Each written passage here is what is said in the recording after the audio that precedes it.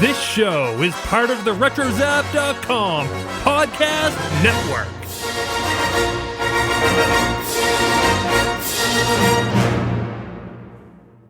And welcome everybody to episode 59 of the Animaniacast. For the love of kale pectate, what's going on? Something's happening here, but it isn't exactly clear. Well, thank you for that. Hey, you kids, what are you doing? Go on, get away from my tree. Like, mellow out, you running dog squirrel. Hey, we're here for the Woodstock concert, man. 3 days of rock from groups like Jefferson Airplane, The Band, The Who, The Grateful Dead. I'd be grateful, too, if I didn't have to listen to this noise.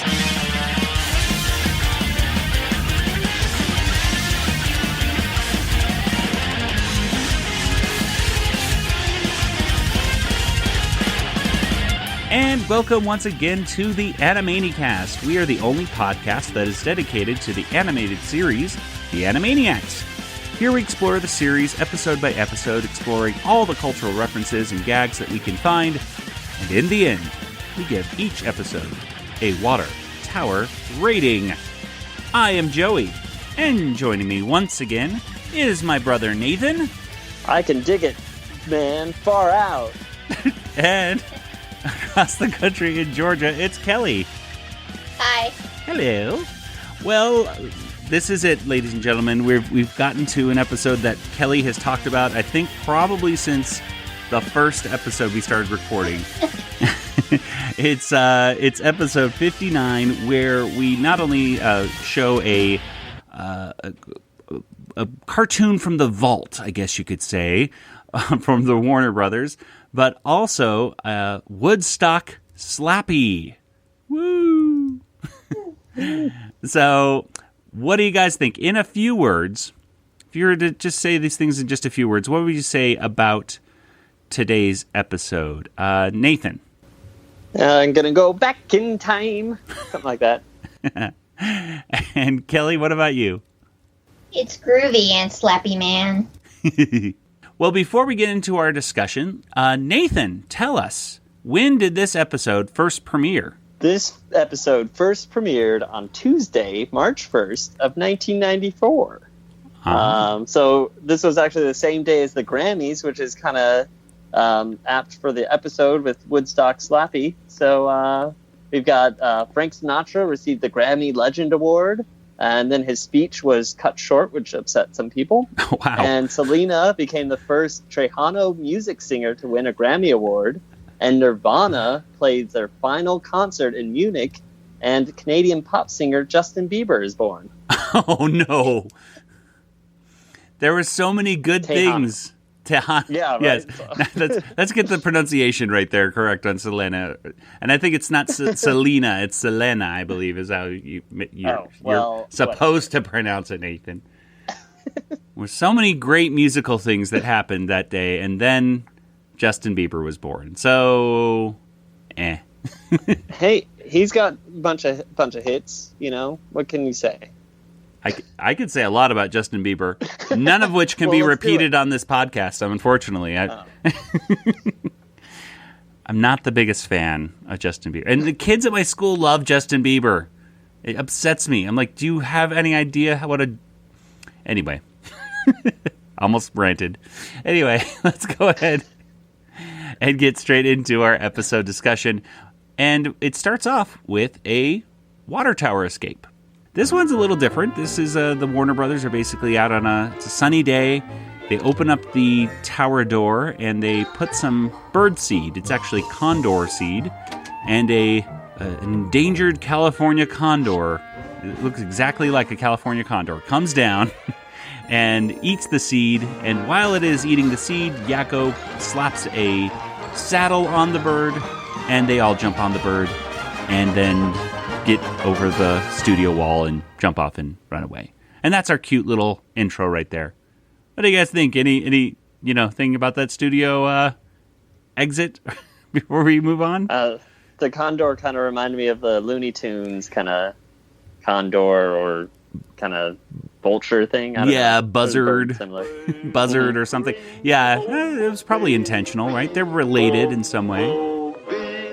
I've seen some guides say that a condor would never eat seed because, of course, they are, carrion eaters. They're scavengers. They would never do that. But whatever. Come on, it's a cartoon. So that was our opening segment. There we go. Good animation once again. I forget the animation company that does these tower escapes, but they never disappoint. They're very good on getting the Warners exactly the way I think they should look. So, nice job. Recently, the Warner Studio janitorial staff uncovered this long-lost film starring Yakko, Wacko, and Dot, the year 1929. Let's go ahead and get straight over to our first major segment, and it is called Ragamuffins.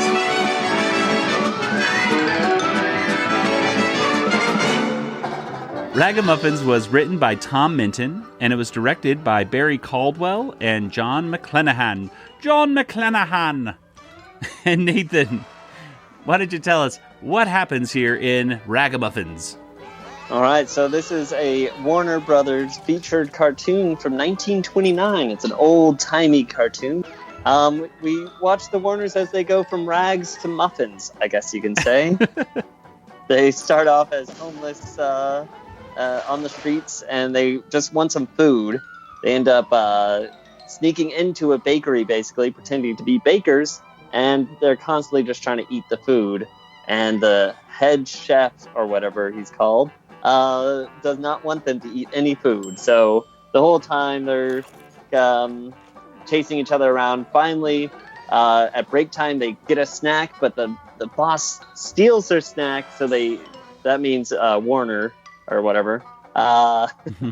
They end up harassing the boss because he gets thrown into all the machines. And by the time he's done turning into a pastry, he kind of gives up and they get to eat everything. And I'm assuming the bakery closes. So goes out of business. Yeah. The Warners strike again. This is a good salute to, cartoons from the 1920s and 30s. There are quite a few, I guess you could call them small references, I suppose. First of all, I don't know about you guys, but it reminded me a little bit of I Love Lucy with the whole chocolate conveyor belt kind of thing. Oh, yeah. Yeah, I mean, I know that's just more coincidental, I suppose, than anything, because, of course, I Love Lucy would happen in the 1950s and stuff, not the 1920s or 30s, but it's still, same kind of gag, moving stuff along the conveyor belt and getting it made. But, there's some stuff going on with the bull and everything. At one point, the bull gets covered with pastry and everything and looks, for some reason, a lot like Donald Duck. I don't know if he looks more like Donald Duck than Daffy Duck or anything like that. So I thought that was kind of odd that the Warner Brothers people decided to do a Donald Duckish kind of thing. But he does. I guess the biggest reference is really when the Warner Brothers get covered with pastry at one point, and they look like the Marx Brothers. And even Wacko is doing a Gookie as Harpo right there. So in case you did not know for certain that the writers are trying to mix Marx Brothers stuff with Animaniacs, here we go again. Yakko is... Go ahead. That's like the most overt reference to the Marx Brothers I think we've seen. I think, there was one in Hercule Yakko where they fell out of the closet and she says, oh yeah, it's a night at the opera. But even that wasn't like, these are the Marx Brothers. Like, yeah, this one they're clearly saying which one is which Marx brother. Like, exactly. So I don't know. That was quite, cool to see. But, I don't know. That's really it for the references. I mean, what do you guys think about this first cartoon? Let's start with Nathan. What do you think? I liked how Wacko kept eating people's ideas. It was kind of a neat little trick that he can do. Like, yeah, to make them stop thinking about that, right? Yeah, like the head chef recognizes them right away. Like, I think these might be those orphan kids or whatever, and then just thought it's gone. So he's like, all right, coming in. Yeah, they changed their costumes very neatly with just a magic paintbrush from Wacko's bag. But I got to talk about their costumes real quick. How cool was it just to see like a little variation of their standard costume? You know, they had little patches and stuff on them. I just thought that was kind of cool. I don't know if you noticed that as well. And then Wacko still has his like lucky red hat or whatever. Yes, with a big and of course, that's true. Wacko is wearing his lucky hat or whatever you want to call it underneath his chef hat. He has to, be double hatted. It's just not right. Kelly, what about you? Anything that stood out? Well, it really bothered me when like they would eat the pecans or pecans, whichever you prefer, and then Yakko spit it back out onto the I guess cupcake or whatever it was. Yeah. And they kept eating things and then putting it back on the food when they would get caught, and the food would keep going down the conveyor belt. And I know it's a cartoon, but it drove me crazy because I was like, that is so unsanitary. Exactly. Yeah. And I count myself going, ew, a few times on this.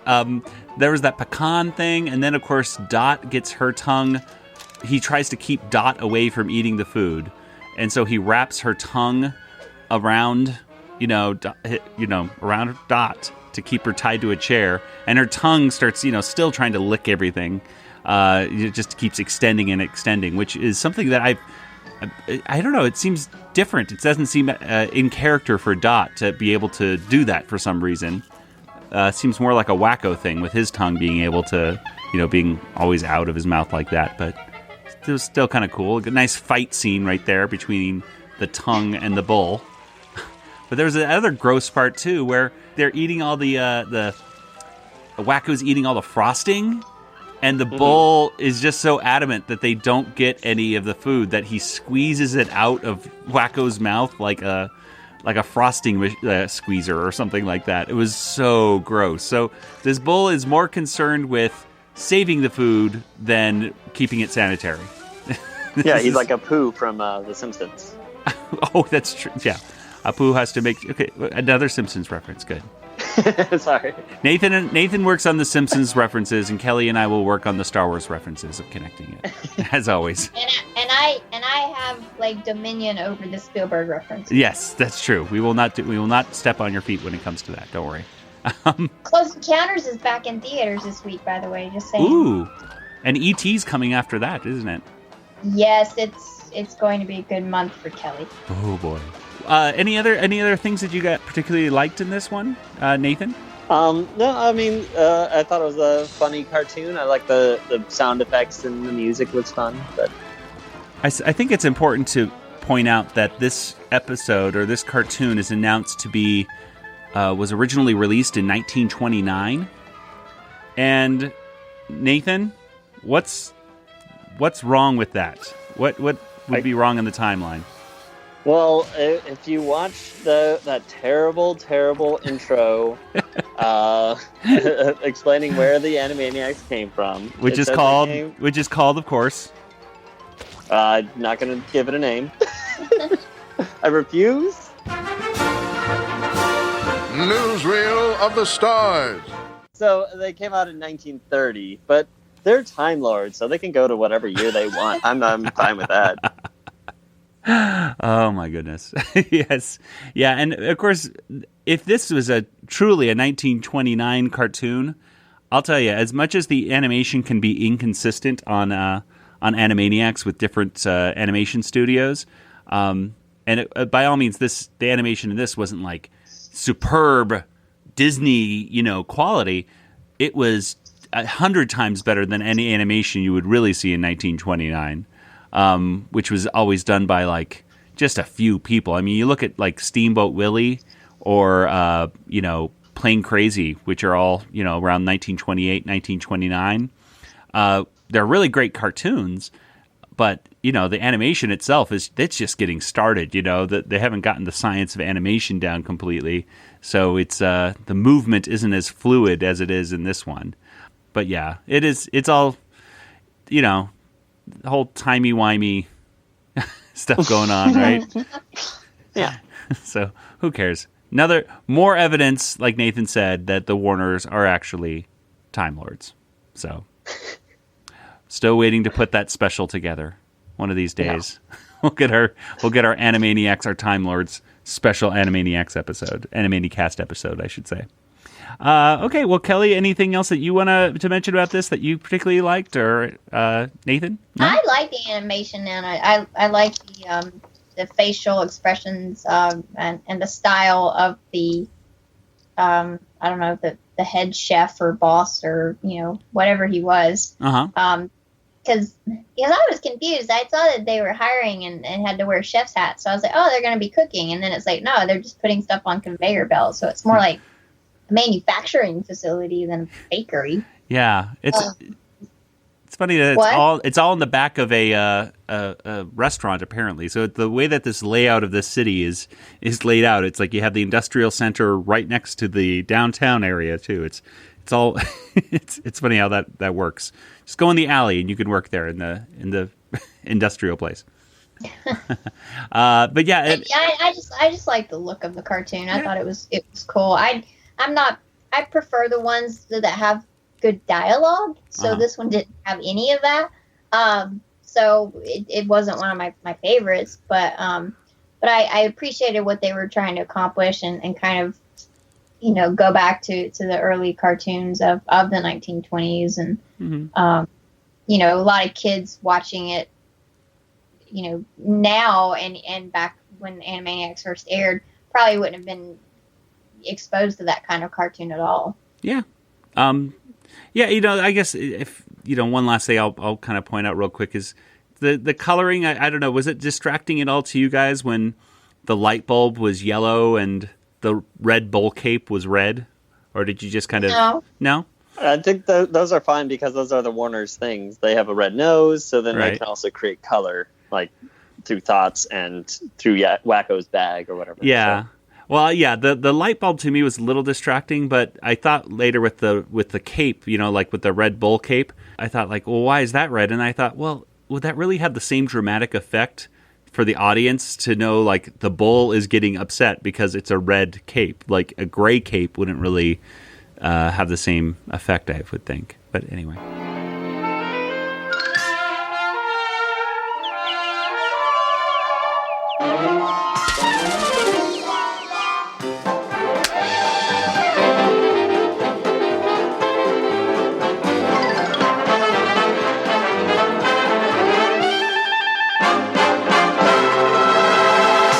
A very nice opening episode or cartoon. Let's go straight on to the next one.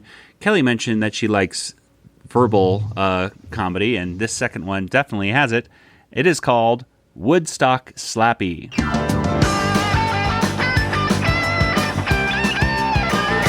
And Woodstock Slappy was written by John P. McCann and Tom Ruger, and it was directed by Adu Payton. And Kelly, tell us, what happens here in Woodstock Slappy? Woodstock Slappy is so funny. I love it. Slappy is trying to get Skippy out to the country because he's talking weird and wearing John Lennon glasses, and she doesn't understand. And so she wants to kind of get him away and start speaking English again, and wants some rest and relaxation. So they go to a tree in the country, and then overnight, about 300,000 people show up because it's Woodstock. It's 1969. We've jumped in time 30 years later than the previous cartoon, and now we're at Woodstock. And it's loud music and people cheering and giving peace signs and wearing tie-dye. And she doesn't know what to make of it at all. But Skippy's having the time of his life, and he's like, chill out and be groovy and Slappy man, and go with the flow. And she says, I'm not going anywhere with flow. She's so cranky, and they go out and take a look at what's going on stage, and they go through this whole routine because the Who is on stage, but Slappy keeps saying, who's on stage, or no, what is the name of the band on stage? And Skippy goes, Who? The name of the band. Who? The band on stage. Who? That's what I'm asking you. And it goes through this whole thing back and forth. And she's like, is the band on stage? No, the band's playing later. And it's hilarious, and I used to make my mother watch it all the time. Like, you have to watch Woodstock Slappy with me again. It's so funny. Who is on stage? Yes. Who is? Yes. Oh, so the name of the band is Yes. No, Aunt Slappy. Yes is not even at this concert. Then who is on stage? Yes. Who is? Yes. That's what I just said. Yes is on stage. No, Yes is not here. Who is on stage? What are you asking me for? I'm not. Wait, let's try this again. Do you see the band on stage? No, I don't see the band. That's a different group entirely. On stage, Skippy. Look, see the band? No, I don't. Get rid of those John Lennon glasses and look. There's the band. No, that's not the band. The band is performing later on. Who's on stage? You tell me. Who? The name of the group on stage. Who? The name of the group. Who? The group on stage. Who? The band. No, the band is performing later. Right now we're listening to Who. That's what I want to know. And of course, it's sort of a play on the Who's on First. Abbott and Costello. Yes, okay, I couldn't remember the names.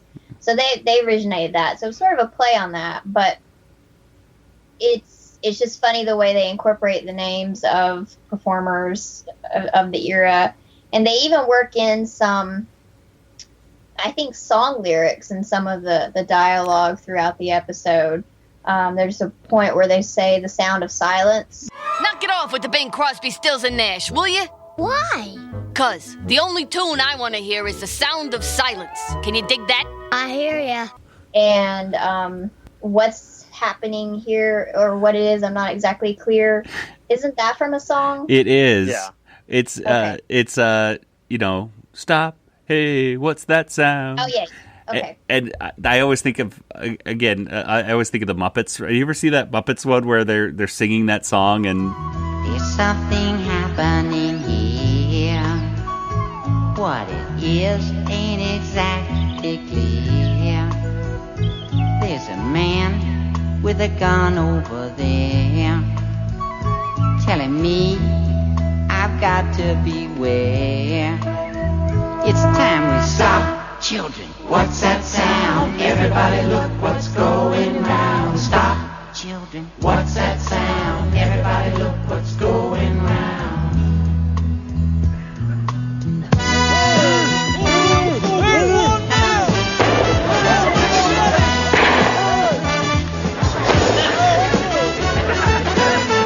the hunters are going through and shooting all the squirrels and everything. It's hilarious. That's the first thing I think of every time I hear that song. not hippies or anything, but well, that sort of makes it appropriate for this episode, right? Exactly. So it's funny, the dialogue between Skippy and Slappy, and Skippy looks so cute with his glasses, and he's just really enjoying this whole vibe with his lava lamp and his love posters, and he's just adorable. So I love this episode. It's my favorite Slappy episode. All right. Well, there are quite a few references to go through this and everything like that. What I'm going to do is I'm just going to simply read through the old reference guide created back in the 1990s by some delightful people who I think they eventually joined the Please, Please, Please Get a Life Foundation. They actually did do a very good list here on GeoCities back in the day. So I'm going to list off some of these right now for us. Walter Cronkite-ish voice right at the beginning. In case for those kids listening right now who don't know who Walter Cronkite is, he was just one of those... He was always one of those reporters that... Well, he's one of the... he's reported on the first man on the moon and the assassination of Kennedy, and he was always around when you were, even as a kid for me growing up in the 80s and 90s, it was always, oh, Walter Cronkite, he's that old reporter guy who everyone could still know his voice, even though he wasn't really on the air that much. Skippy, I should say, in his room in the country cabin sort of tree, has a Hair poster. And many people have pointed out that Woodstock happened in 1969, but the musical Hair, or the, album Hair by The Who, did not come out until 1970. So maybe Time Lord stuff going on, perhaps? Or Skippy was just such a big fan, he got an advance copy of the poster. I don't know. Going up the country, gotta get a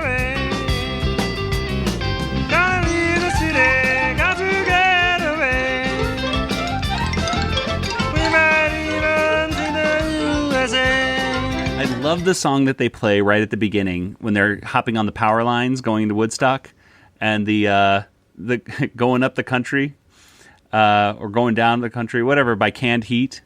It's a kind of more of a parody of it because it just kind of trails off into mumbling, which I thought was quite funny. I don't know about you guys, but I thought that was quite funny. Yes, we mentioned the Something's Happening Here. What it is ain't exactly clear. And that's from the song For What It's Worth by Buffalo Springfield. Slappy mentions she wants the sound of silence, which is from Simon and Garfunkel. Of course, we mentioned the Who's on First thing. We get to the part where the musicians are playing on stage. And some of these songs, I had no idea what they were parodying. So I had to actually look up some of these. One of them, the guy starts counting about 1, 2, 3, all that stuff. And it's 2, 4, 6. What am I singing for? Don't ask me, I don't give a hoot. Just pay me with lots of loot. And it's 8, 10, 12. I'm just killing time. My contract says to sing a song. Yeah, I made a rhyme. And that is from Country Joe McDonald, who sang I feel like I'm fixing to die rag. It was a Vietnam War protest song. Well, come on, all of you big strong men. Uncle Sam needs your help again. Got himself in a terrible jam way down yonder in Vietnam. Put down your books and pick up a gun. We're gonna have a whole lot of fun. And it's 1, 2, 3. What are we fighting for? Don't ask me, I don't give a damn. The next stop is Vietnam. And it's 5, 6, 7. Open up the pearly gates. Well, there ain't no time to wonder why. Woo-hoo, we're all gonna die. I'd never heard that song before. Yeah.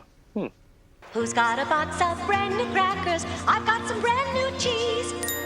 Brand New Cheese is a parody of a artist named Melanie and her song. Yeah. Some car. It was for a car commercial, I think, wasn't it? I don't know. It was just a few years ago. I remember that was on all the time. So that's where I'm probably most familiar with. And, of course, Joe Cocker, with a little help from my friends, is parodied.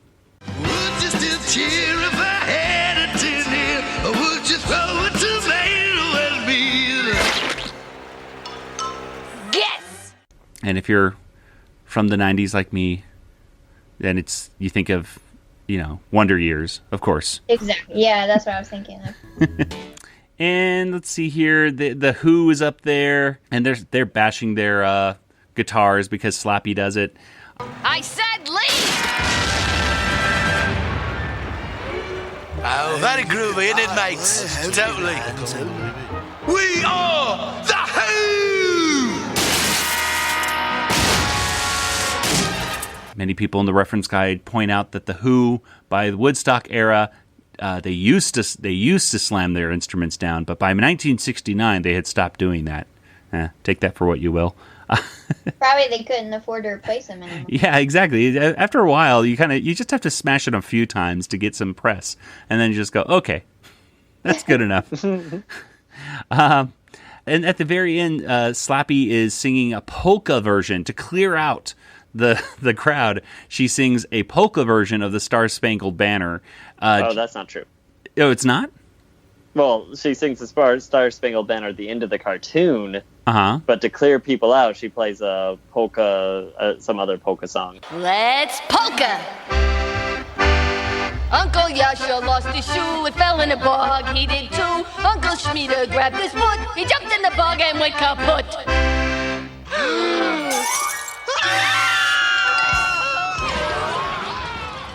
Yes, that's right. Okay, you're right, Nathan. She starts a polka thing, but then it turns into Star-Spangled Banner, right? It's after everyone leaves. After everyone's gone. Like a dove lands on a guitar. Yep, the dove. Yeah, exactly. The dove landing on the guitar is very symbolic to the Woodstock symbol. Mm-hmm. In the land of the free, now that's comedy. Jimi Hendrix was up on stage with her, and Jimi Hendrix played the Star-Spangled Banner, awesome version that we've most everyone's heard that.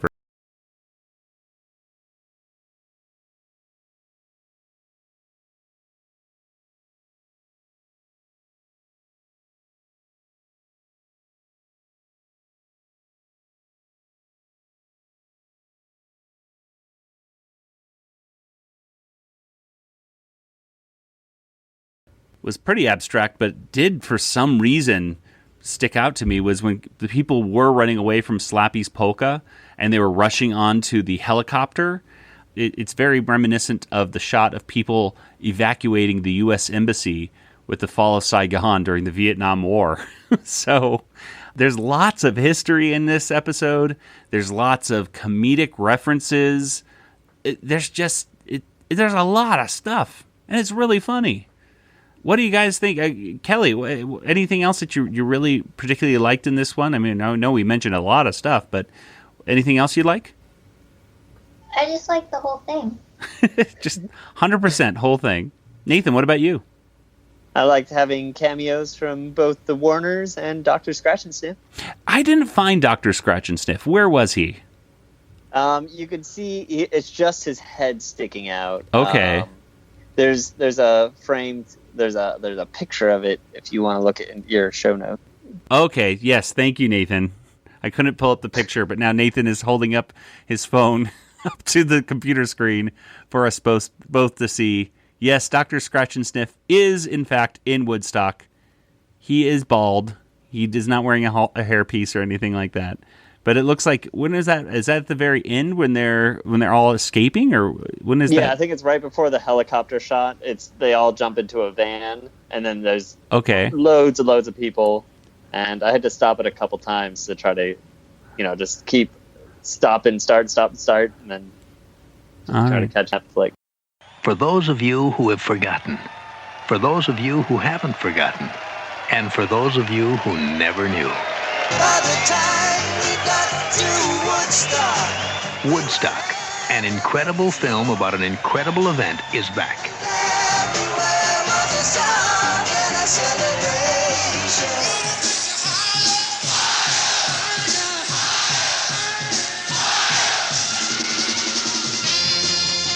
Man, there's supposed to be 1.5 million people here by tonight. Can you dig that? It's really amazing, and it looks like some kind of biblical, epical, unbelievable scene. Woodstock, with a cast of 500,000 outrageously friendly people. Have any of you seen that documentary, Woodstock? No. No? Nope. I remember my dad was like, they were showing it on PBS when I was a kid, and he was like, "Oh, Woodstock! I think it must have been the 20th. I guess it had to be the 20th anniversary of Woodstock. So it 1989. He sat us down and said, "Okay, let's watch this. This is the 20th anniversary of Woodstock, guys. This was something great." And I said, "Okay, Dad." I sat down and watched it, and there's naked people in that documentary. Because the flower children had no need for clothes. So all of a sudden, I'm watching this documentary and I'm seeing topless women like going across the screen. And I remember my dad going, "Oh, okay, whoops, I forgot about that." So But it's history. It's history. It's fine. There was a little allusion to some nudity in this one. There's a little kid who I think at the beginning is wearing a diaper, but towards the end of the episode is just wearing flowers around his waist. So there you go. Yeah, it was just a really, really cool thing. It's history and it's hilarity. What can I say? Nathan, anything else that I missed or you want to mention before we wrap things up? I just thought it was very funny. I think if Slappy was listening to that one woman, she mentions like the Who and the band, I think, in her speech of like bands that are going to be playing later today. So it's like, it's funny that Slappy missed that. I think she knew all along, because if you watch them closely, at the end of it, they kind of do this little wink and bow to the audience, like, and that is our gig. That's our gag, ladies and gentlemen. Thank you very much. And of course, everyone in the crowd loves it. By the way, for those of you who are interested in the complete Abbott and Costello routine of who's on first, what's on second, check after the credits of today's episode, and I will include the full uncut thing. As far as I know, I think that's all in the public domain right now. So I'll put that up without any concern about being sued. And either way, it's for educational purposes only. So therefore, we're not making money off of it. So, take that for what you will, to the estate of Abbott and Costello. So,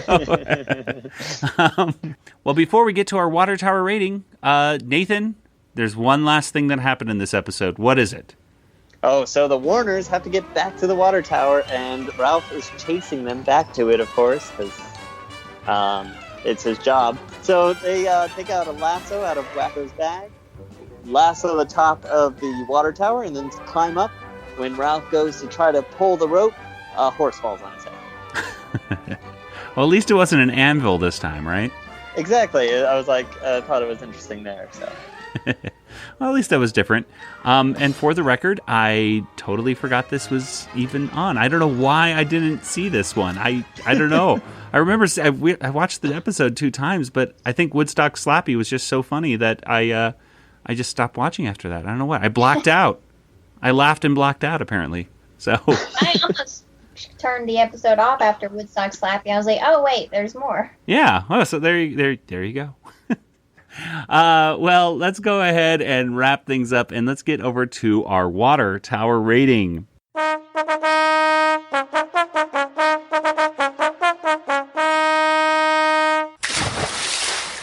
Well, what do you guys think? Out of 5 water towers, how many water towers would you give this one? Nathan, let's start with you. I'm going to give it 4.5. Okay, why is that? The Slappy is the best Slappy and Skippy cartoon for sure, and then that Ragamuffins was pretty good, but I would just skip past it just to watch the Slappy and Squirrel, I think. Okay, I'll give it 4.5 as well. I mean, it was a very excellent, solid episode, just an excellent episode. Kelly, what do you think? I'll also do 4.5. I love Woodstock Slappy, and I always did skip past the first segment just to watch Woodstock Slappy. And since I don't like the silent cartoons that much, that's the only reason it got bumped down. But Woodstock Slappy more than makes up for the first for Ragamuffins. So 4.5. Okay, so let's go ahead and get on over to our poll results from last week. Now, last week, listeners were asked which of these Pinky and the Brain cartoons is your favorite. And we had 3 different choices last week. We had Brain Meets Brawn, which was when the brain was kind of turning into Jekyll and Hyde. Mr. Hyde. Yeah, Mr. Hyde. Yeah. I keep wanting to call him Dr. Jekyll, but he's not. Dr. Jekyll's a good guy. We talked about that. We did. Episode. We did. Yeah, it's still, and I will forever have that problem. So Brain Meets Brawn. Then we had the Helpinky Formula, which is when they had kind of like a info commercial thing with a formula to make people small. And we had Meet John Brain, where the brain ran for president of the United States. The Helpinky Formula got 20%. Brain Meets Brawn got 29%. But it was Meet John Brain that won. It got 51% of the vote. And that is our winner. So what do you guys think? Out of those 3 choices, which one was your favorite? Nathan, what do you think? I voted for Meet John Brain just because it's just a political episode. It's very interesting learning about politics, I guess. Kelly, what about you? I also liked Meet John Brain. It was an interesting take on politics in America. Okay.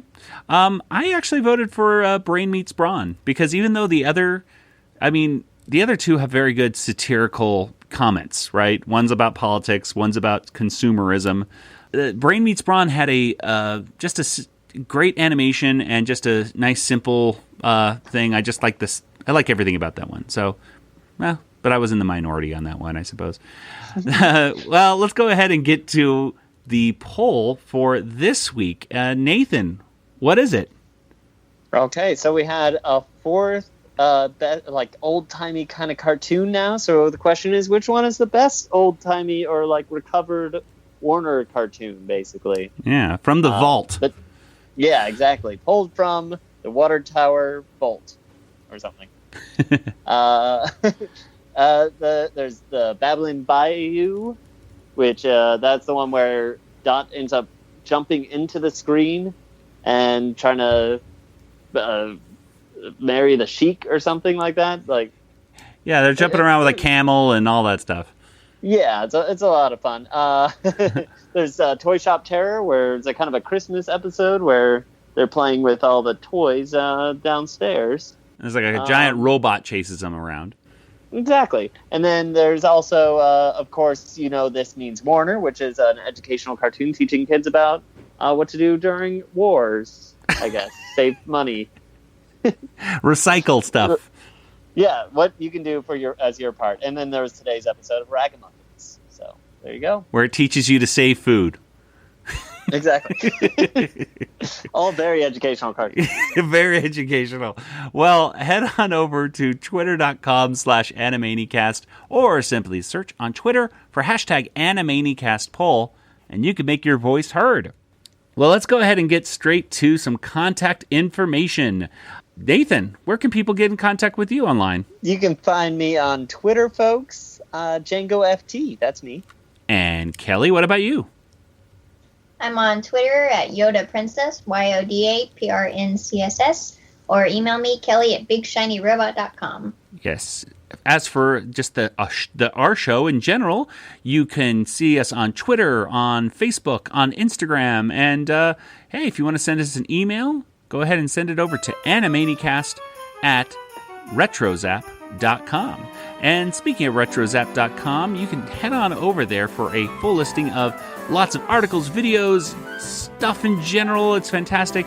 It's growing every day, and we have a ton of podcasts over on the RetroZap network, such as the ArgCast, Beltway Banthas, Brews and Blasters, Classic Marvel Star Wars Comics, the Deucecast Movie Show, Dorklair, Dunecast, Kanata's Castle, The Sandcrawler, Skywalking Through Neverland, Starships, Sabers and Scoundrels, Talking Apes TV, Techno, Retro Dads, the Trade Federation, We Know Nothing, and so much more to come.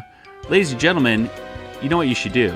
You should just go over to iTunes, head to there and subscribe to the RetroZap feed, and that way you can get every single one of those podcasts, including this podcast, delivered to your device every day, free of charge. What? It's an amazing thing.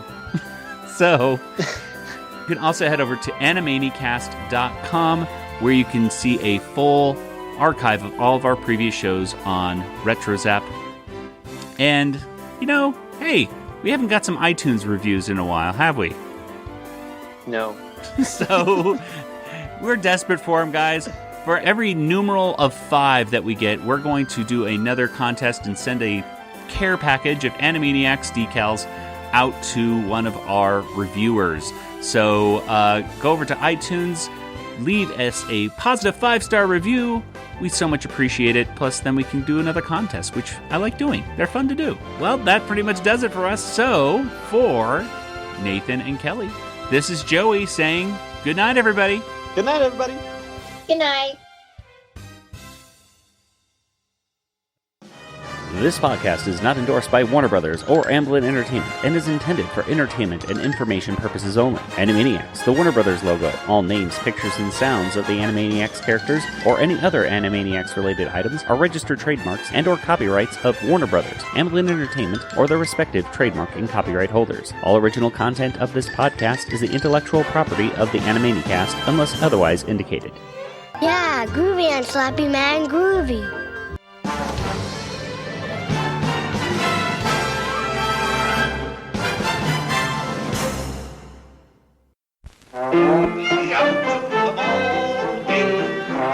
Me out with the crowds. Buy me some peanuts, popcorn, Beautiful package of Pepper Jacks here. Pepper Jacks. Will you keep quiet, Sebastian? Excuse me, please. Sebastian, please. Don't interrupt my act. Sebastian.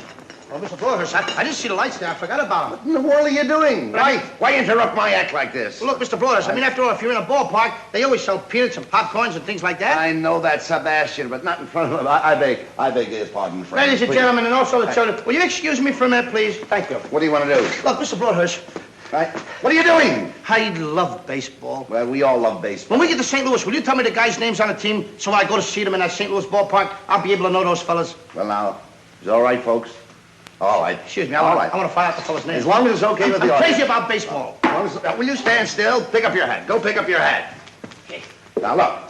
Then you'll go and peddle your popcorn and don't interrupt the act anymore? Yes, sir. All right. But you know, strange it may seem, they give ball players nowadays very peculiar names. Funny names? Nicknames, pet names. Not as funny as my name, Sebastian Dinwiddie. Oh, yes. Funnier than that? Oh, absolutely. Yes. Now, on the St. Louis team, we have who's on first, what's on second, I don't know's on third. That's what I want to find out. I want you to tell me the names of the fellas on the St. Louis team. I'm telling you, who's on first, what's on second, I don't know's on third. Do you know the fellas' names? Yes. Well, then who's playing first? Yes. I mean the fellow's name on first base. Who? The fellow playing first base for St. Louis. Who? The guy on first base. Who is on first? Well, what are you asking me for? I'm not asking you, I'm telling you, who is on first? I'm asking you who's on first. That's the man's name. That's whose name? Yes. Well, go ahead and tell me. Who? The guy on first. Who? The first baseman. Who is on first? Have you got a first baseman on first? Certainly. Then who's playing first? Absolutely. When you pay off the first baseman every month, who gets the money? Every dollar of it. And why not? The man's entitled to it. Who is? Yes. So who gets it? Why shouldn't he? Sometimes his wife comes down and collects it. Whose wife? Yes. After all, the man earns it. Who does? Absolutely. Well, all I'm trying to find out is what's the guy's name on first base? Oh, no. What is on second base? I'm not asking you who's on second. Who's on first? That's what I'm trying to find out. Well, don't change the players. I'm not changing nobody. Take it easy. What's the guy's name on first base? What's the guy's name on second base? I'm not asking you who's on second. Who's on first? I don't know. He's on third. We're not talking about him. How did I get on third base? You mentioned his name. If I mention a third baseman's name, who did I say is playing third? No, who's playing first? Stay off of first, will you? Well, what do you want me to do? Now, what's the guy's name on third base? Well, what's on second? I'm not asking you who's on second. Who's on first? I don't know. He's on third. There I go, back on third again. Well, I can't change their names. Will you please stay on third base, Mr. Broadhurst? Please, now, what is it you want to know? What is the fella's name on third base? What is the fella's name on second base? I'm not asking you who's on second. Who's on first? I don't know. Third base. You got an outfield? Oh, sure. St. Louis has got a good outfield? Absolutely. The left fielder's name? Why? I don't know. I just thought I'd ask you. Well, I just thought I'd tell you. Then tell me who's playing left field. Who is playing first? Stay out of the infield. Don't mention their names out here. I want to know what's the fella's name in left field. What is on second? I'm not asking you who's on second. Who is on first? I don't know. Third base. Oh, take it easy. Take it easy, man. And the left fielder's name? Why? Because. Oh, he's center field. He's center. Will you pick up your hat, please? Pick up your hat and stop this. Oh, look, Mr. please. Broadhurst. Yes. Wait a minute. You got a pitcher on the team? Wouldn't this be a fine team without a pitcher? I don't know. Tell me the pitcher's name. Tomorrow. You don't want to tell me the date? I'm telling you, man. Then go ahead. Tomorrow. What time? What time what? What time tomorrow you're going to tell me who's pitching? Now listen. Who is not pitching? Who is on? I'll break your arm. You say who's on first? Why come up here and ask? I want to know what's the pitcher's name. What's on second? I don't know. Third Third base. You got a catcher? Yes. The catcher's name? Today. Today. And tomorrow's pitching. Now you've got it. That's all. St. Louis has got a couple of days on the team. Well, I can't help that. All right. What do you want me to do? Got a catcher? Yes. I'm a good catcher, too, you know. I know that. I would like to play for the St. Louis team. Well, I might arrange that. I would like to catch. Now, I'm being a good catcher. Tomorrow's pitching on the team, and I'm catching. Yes. Tomorrow throws the ball, and the guy up bunts the ball. Yes. Now, when he bunts the ball, me being a good catcher, I want to throw the guy out at first base, so I pick up the ball and throw it to who? Now, that's the first thing you've said right. I don't even know what I'm talking about. Well, that's all you have to do. Is to throw it to first base. Yeah. Now, who's got it? Naturally. Who has it? Naturally. Naturally. Naturally. Okay. Now, you've got it. I pick up the ball and I throw it to naturally. I know you don't. You throw the ball to first base. Then who gets it? Naturally. Okay. All right. I throw the ball to naturally. You don't. You throw it to who? Naturally. Well, that's it. Say it that way. That's what I said. You did not. I said I throw the ball to naturally. You don't. You throw it to who? Naturally. Yes. So I throw the ball to first base and naturally gets it. No, you throw the ball to first base. Then who gets it? Naturally. That's what I'm saying. You're not saying that. Excuse me, folks. All right, I'm sorry, Frank. I throw the ball to naturally. You throw it to who? Naturally. Naturally. Well, say it that way. That's what I'm saying. Don't get excited. Now, don't get I excited. throw the ball to first base. Then who gets it? He better get it. All right, now don't get excited. Take it easy. Now I throw the ball to first base. Whoever it is drops the ball, so the guy runs to second. Who picks up the ball and throws it to what? What throws it to I don't know. I don't know. Throws it back to tomorrow. A triple play. Yeah, it could be.